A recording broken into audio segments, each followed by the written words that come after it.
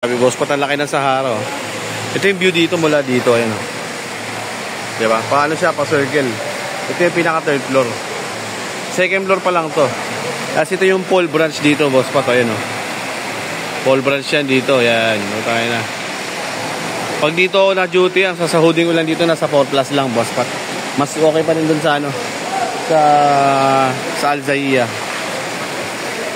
Ayan, oh. Sa may Applebee's yan, boss pat, ito yan, oh. After yan, dampa. Doon ako nagsimula dati magtrabaho.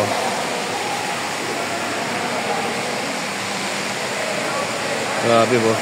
Laki din ng space dito. Diyan. Ayan, oh. May mga bata dito, ano, boss pat, mga Y2K, panis. Mga Y2K yung mga yan. Mga Y2K, kumbaga mga Gen Z yan, mga boss pat, mga pana. Oo, mga anak nga yan. Mga Y2K na pana. Natuwa lang yun. Laki ng Sahara. Laki ng Sahara, mga dre.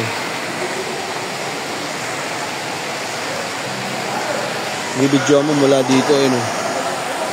May laki pa ng pwesto dito, oh. Oh, bibi mo.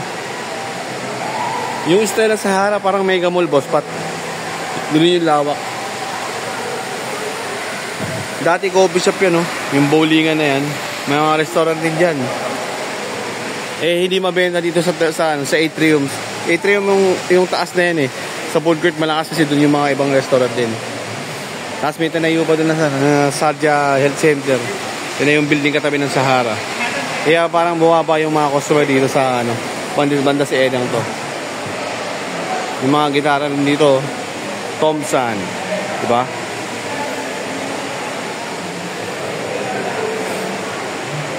Nasa baba yung ano, eh. Gusto mo makita yung history ng Sahara. Nasa baba yun.